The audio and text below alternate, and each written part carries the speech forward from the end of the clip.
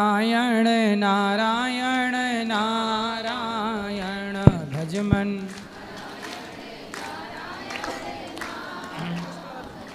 बोलिए गौरी गोपाल भगवान की। स्वागत है आपका आज की मंगलमयी प्रश्नोत्तरी में। जी स्वामी जी। जय श्री राधे। जय श्री राधे। जी महाराज जी, श्राद्ध पक्ष चल रहा है, तो श्राद्ध पक्ष में जैसे ग्रामीणांचलों में एक प्रथा सी चल गई है कि मतलब इस समय देवताओं की पूजा अर्चना करना लोग बंद कर देते हैं। तो जैसे ये पितृ प्रधान तो पूजा है, पर देवताओं की भी तो पूजा करनी चाहिए ना। पितृ भी अपने आप में देवता ही हैं। जी।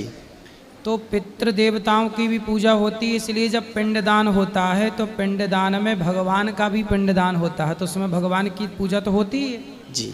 संकल्प होगा तो विष्णु विष्णु विष्णु तो बोला ही जाएगा। तो भगवान की पूजा किसी भी काल परिस्थिति में किसी भी समय बंद नहीं करनी चाहिए, बंद नहीं की जानी चाहिए। पितृपक्ष श्राद्ध पक्ष में और पूजा करना चाहिए। इस पक्ष में किया गया अनुष्ठान, पूजा, जप, तप, वो सारा पुण्य पितरों को मिलता है और उनकी सद्गति होती है। कहा जाता है कि इस पितृपक्ष में आपके पास कुछ नहीं है तो दक्षिण दिशा की ओर मुंह करके केवल अपने पितरों के लिए दोनों हाथ उठा के कह दो कि हे पितरों, हमारे पास कुछ नहीं है, और उनकी याद में केवल नेत्रों से 2 आंसू बहा दो, तो वह आंसू को ही ग्रहण कर लेते हैं और तृप्त हो जाते हैं। घास उठा के उखाड़ के और गैया को खिला देने से वो घास का पिंड मान लिया जाता है कि घास का पिंड आपने गैया को खिला दिया तो उस पुण्य से पितरों की गति हो जाती है।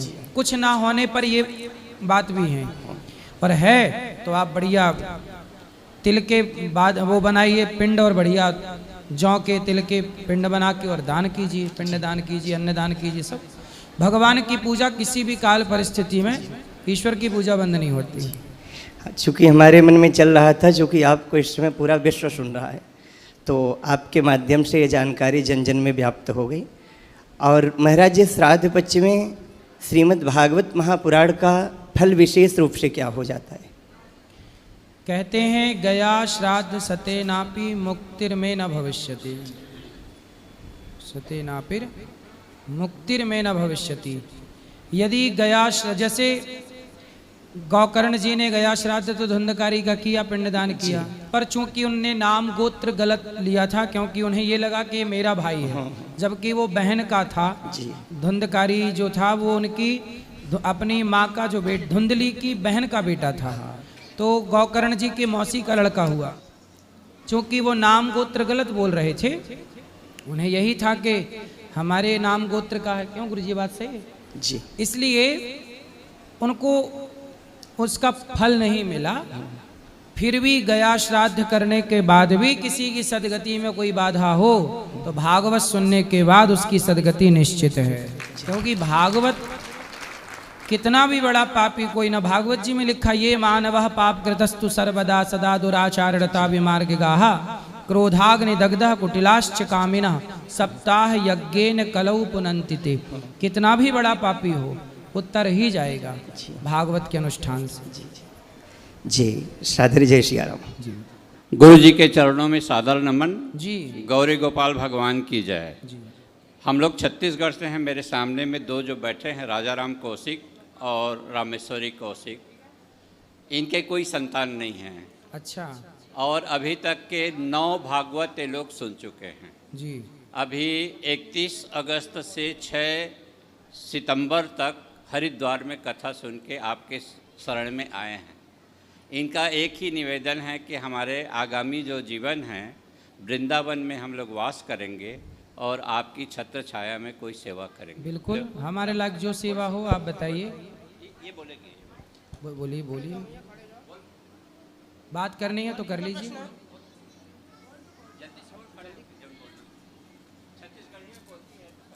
बोले छत्तीसगढ़िया सबसे बढ़िया। जो हम लोग भागवत करवाए हैं वो मन्ना था हमारा कि हम लोग कि बच्चा हो जाए करके, वो भी नहीं, हम सक्सेस नहीं हुए, इसीलिए हम लोग वर्ष कितने वर्ष हो गए विवाह के? मतलब 20-25 साल हो गए। 25 साल हो गए। बच्चादानी निकल गया 25 साल की उम्र में। निकल गया बच्चादानी? जी। क्यों निकल गया? कैंसर हो गया था तो। तो देखो, अब जितनी चाहत पुत्र की है उतनी चाहत यदि भगवान को पाने की हो जाए जी। तो भगवान जिनको मिल जाए तो उन्हें फिर क्या चाहिए? मीराबाई किसके लिए रोई? बेटे के लिए कि भगवान के लिए? भगवान के लिए। इसलिए तुलसीदास जी किसके लिए रोए?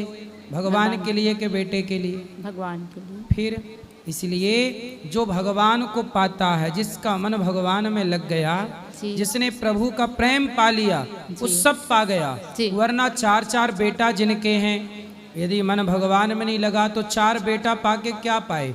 बहुत सारी वृद्ध माताएं ऐसी हैं जिनके 4-4 बेटा हैं और वो रोटी नहीं देते, और वो माताएं आज गौरी गोपाल में रह रही हैं।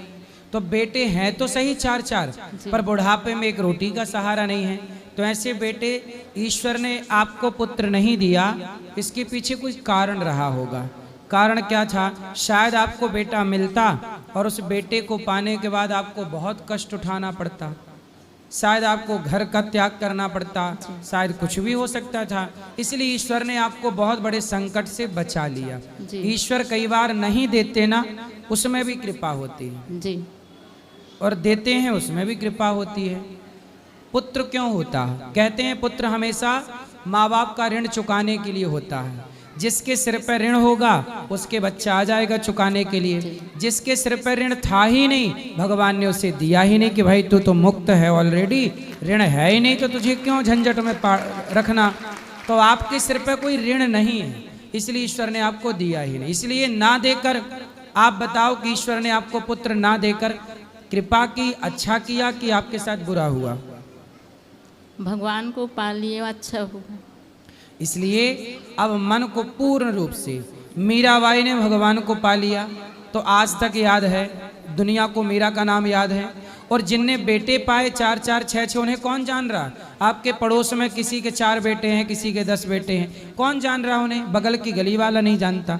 लेकिन जो भगवान को पा लेता है उसे दुनिया जान जाती है। और यही जीवन की सार्थकता है।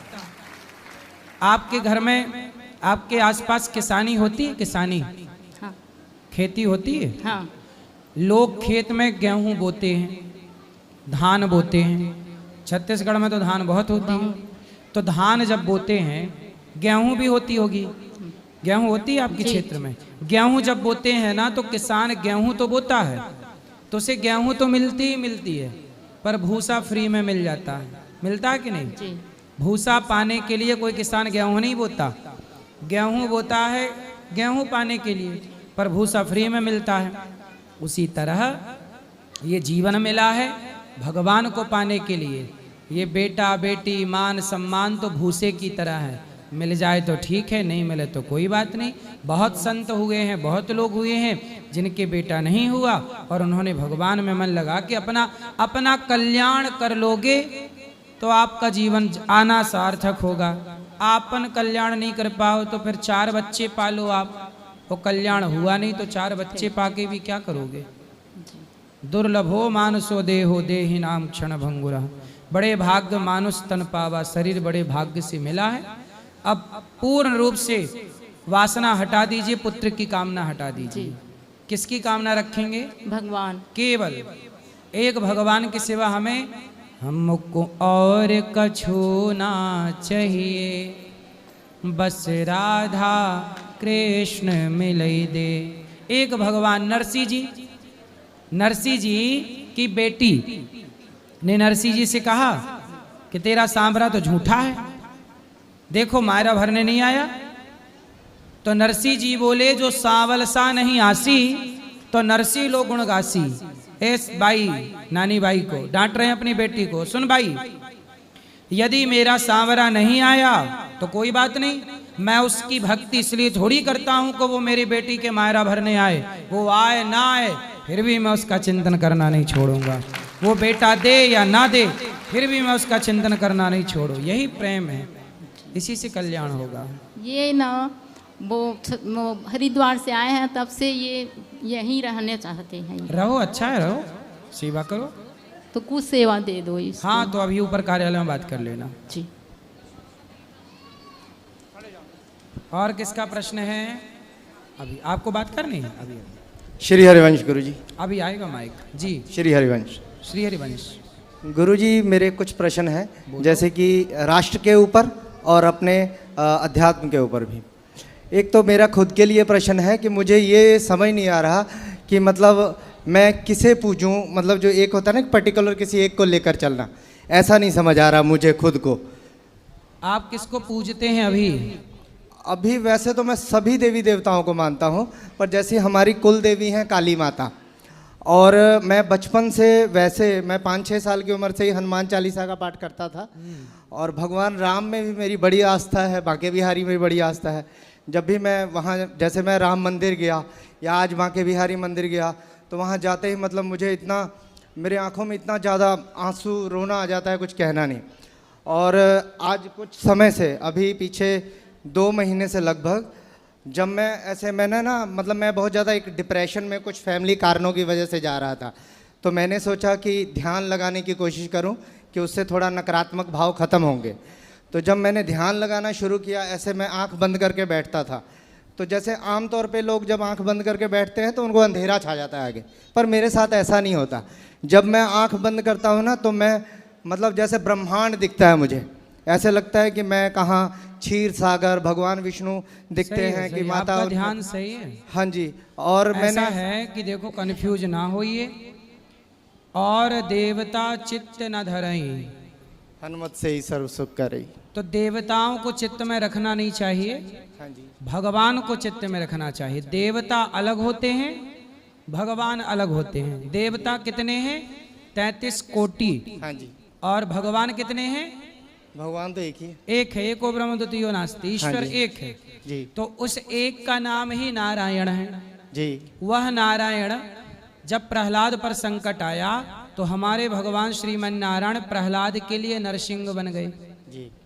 फिर त्रेता युग आया, रावण का अत्याचार बढ़ा, तो हमारे भगवान नारायण रावण जैसे पापियों को मारने और धर्म की स्थापना करने, मर्यादा की स्थापना करने के लिए हमारे नारायण त्रेता में राम बन गए। फिर द्वापर आया, कंस का पाप बढ़ा, गीता को प्रकट करनी थी, तो भगवान श्रीमन नारायण द्वापर में कृष्ण बन के प्रकट हो गए। कलयुग आया, कलयुग के आखिरी में हमारे नारायण भगवान श्रीमन नारायण कल की अवतार लेके प्रकट होंगे। समुद्र मंथन हुआ, पहाड़ धंसने लगा, तो हमारे भगवान नारायण कछुआ बन के प्रकट हो गए, पहाड़ को धारण कर लिया।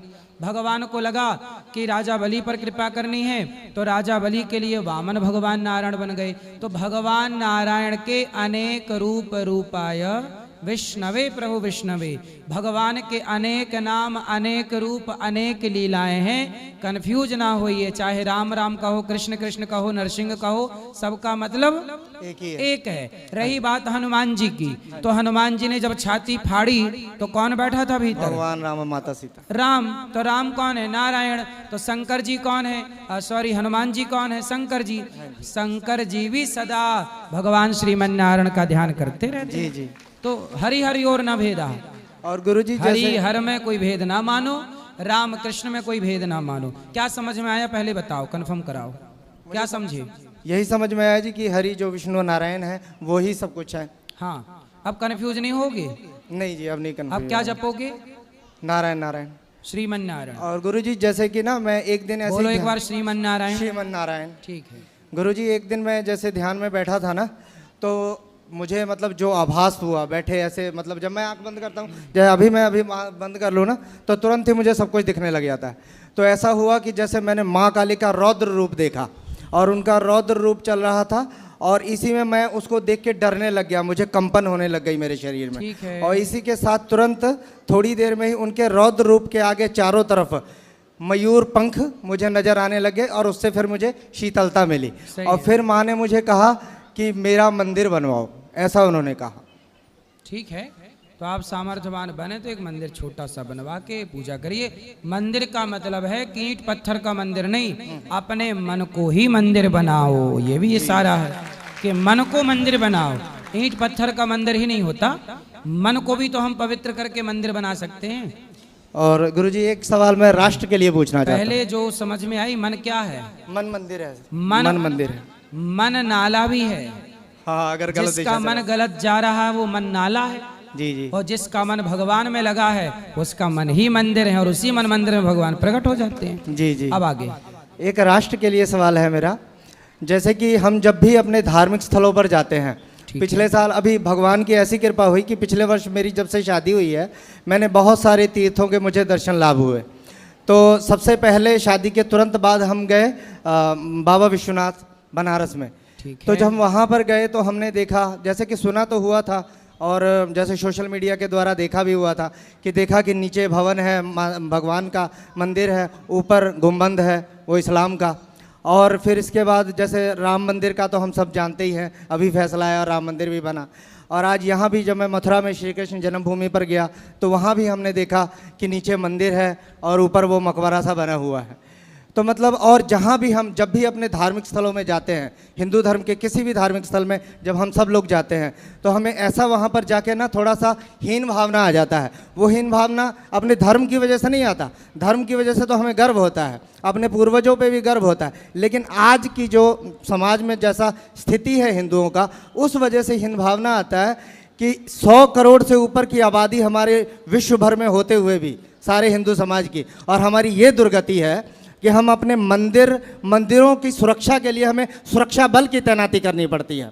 जबकि यही जब हम देश के और भी देश दुनिया में और भी जितने भी धार्मिक स्थल हैं अलग अलग धर्मों के, छोटे से अगर एक सिख धर्म का उदाहरण आप ले लीजिए, हम में से ही निकला है और 2% के करीब उनकी आबादी है पूरे देश दुनिया में। अगर वहाँ आप जाओ तो वहाँ भी उनको भी इस चीज़ की ज़रूरत नहीं पड़ती कि उनके धार्मिक स्थलों की सुरक्षा कर्मी कर रहे हों।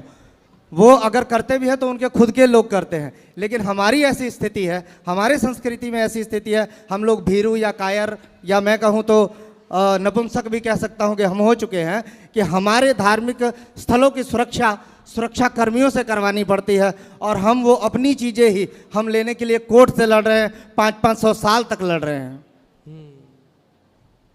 ठीक है, आपकी चिंता है, पर अब क्या है, ये देश ना एक संविधान है, एक सिस्टम है, तो उसको फॉलो कर रहे हैं कि लड़ाई झगड़ा ना हो, खून ना बहे, और हमारे अधिकार हमें मिल जाए, उनके अधिकार उनको मिले। जहाँ मंदिर हैं वो मंदिर की भूमि हमें मिल जाए, जो उनका है वो उन्हें मिले। तो अब शांति से काम हो रहा है। पहले तलवारों के बल पे काम हुआ, गर्दन काट काट के पहले लहू बहा बहा के मंदिर तोड़े गए और मस्जिदें बनाई गईं। अब की सरकार चाहती है कि लहू ना बहे, खून ना बहे, और शांति से कोर्ट कचहरी के द्वारा ही निर्णय हो जाए। अब राम मंदिर बना, किसी का खून नहीं बहा। 500 साल तक जिस लड़ाई को सनातनी लड़ते रहे, भूमि भी आ गई, मंदिर भी बन गया। सब्र रखेंगे, सनातन अपना मजबूती से आगे बढ़ता रहेगा। तो बिना हम सनातन, यही तो सनातन की सुंदरता है कि हम जीत भी जाते हैं और खून भी नहीं बहता। जी जी। और महाराज जी, मैं आपका धन्यवाद करना चाहता हूँ। एक मिनट जी। आपका धन्यवाद इसलिए करना चाहता हूँ कि जैसे मैं असल में सही बानी है ना, तो मैं बाबाओं को नहीं मानता, लेकिन हाँ, जैसे कि कुछ बाबाओं को आज के समय में बहुत ज़्यादा मानता हूँ। जैसे एक बागेश्वर वाले बाबा जी हैं, धीरेन्द्र शास्त्री, प्रेमानंद जी महाराज, आप भी हो उसमें, और एक ठाकुर जी, जो उनका अभी पूरा नाम नहीं याद मुझे। तो वो इसलिए वो मानने का एक कारण भी है। एक ये कि दान तो सभी लेते हैं। जैसे हमारे देश में लाखों मंदिर मठ होंगे, बड़े बड़े संत हैं, तोंद निकाल के बैठे हैं, लेकिन उनमें से कोई दान तो सब ले रहे हैं, लेकिन उसका इस्तेमाल नहीं करते। लेकिन आप जैसे कुछ संत हैं जो उनका इस्तेमाल भी कर रहे हैं, और सबसे जो बड़ी बात, आप लोग समाज को एक शिक्षा भी देते हो। जैसे अभी आपके पीछे तो बहुत सारे न्यूज़ रिपोर्टर आपके पीछे पड़ गए थे, क्योंकि आपने माताओं बहनों के लिए जो भी अच्छी बातें ही बताई थी आपने। समाज में जो भी मेरी पत्नी है, मेरे पड़ोस में जितने भी औरतें हैं, वो सब आपकी तारीफ़ ही कर रहे थे कि महाराज ने बहुत अच्छा किया। और मैंने देखा भी, जितने भी अच्छी औरतें थी वो सब समर्थन में ही थी आपकी। जो गंदगी थी उनके ऊपर ही कीचड़ जाके लगा, सही निशाने पे लगा आपका तीर जो भी था। श्रीमन नारायण। बिल्कुल, जय श्रीमन नारायण। राधे राधे गुरुजी। जी गुरुजी, मैं हरियाणा से आई हूँ। बोलो बेटा। करना लगता है और ससुराल राइसन है जी, लेकिन मेरा पति मुझे बहुत मारता है। पति मारते हैं? हाँ जी। कहाँ से हो आप? करनाल? हाँ जी, जिला करनाल, गांव रायसन। और रायसन? मुझे पी के बहुत मारता है और मेरे 2 लड़के हैं जो वहीं पे रह गए। तो आप यहाँ आ गए? हाँ जी। मैं तो उनको एक भी- बताए कि आप यहाँ आ रहे हैं? नहीं, वो सबको पता है मैं कहाँ हूँ, लेकिन वो मुझे कह रहा है कि अब अगर तू अब गई तेरी गिट्टी में बुड़का मार के तुझे जान से मारूंगा। जब मैं वहां से भागी थी, जड्डों के दिन थे। तो किस बात के लिए मारते हैं वो? क्यों? दारू पी के मारता है जी। मैं उसे रोकती हूँ कि दारू मत पी कर, कुछ खाने पीने की चीज लेकर जिससे मैं भी खाऊं और मेरे बच्चे भी खाएं, लेकिन वो ये बात नहीं समझता। बस मुझे रात को 2 बजे के बाद मुझे बहुत मारता है और पिटबुल का कुत्ता बांध रखा था, वो खोल देता था जिससे कोई मोहल्ले पड़ोस का मुझे छुटवाने भी ना आए। पिटबुल का कुत्ता था जी, 8,000 का लिया था उसने, गंजा बेचा, उसमें भी मैंने उसका सपोर्ट करा क्योंकि मेरा धर्म था अपने पति की रक्षा करना, लेकिन उसने मुझे बहुत मारा जी। मैं जड्डों में भाग आई थी, मेरे सिर में कैंची मार रखी थी, खुन्ना खाई, और एक बामनी ने मुझे अपनी टूटी हुई चप्पल दी और मेरे पे ना कपड़े थे ना कुछ था। मैं बड़ी मुश्किल से अपने घरों आई भाग के रात तो को। उनके जो आपके सास ससुर हैं वो नहीं डांटते, उससे रोकते? उसने अपनी माँ को भी मारा, बाप तो मर गया उसका, वे 2 भाई हैं, एक बहन है उसके। तो उसके भाई लोग समझाते नहीं है? नहीं, वो सबको मारता है। उसने अपना भाई भौजी काट रखे थे, वो वहाँ पे पृथ्वीराज चौहान की मूर्ति के नीचे किराए पे रह रहा है। बहुत बुरा है जी, बहुत मारता है मुझे। मेरे 2 लड़के वहीं रह गए। तो बच्चों को भी मारता है? मेरा के तो मारता था, पीछे पता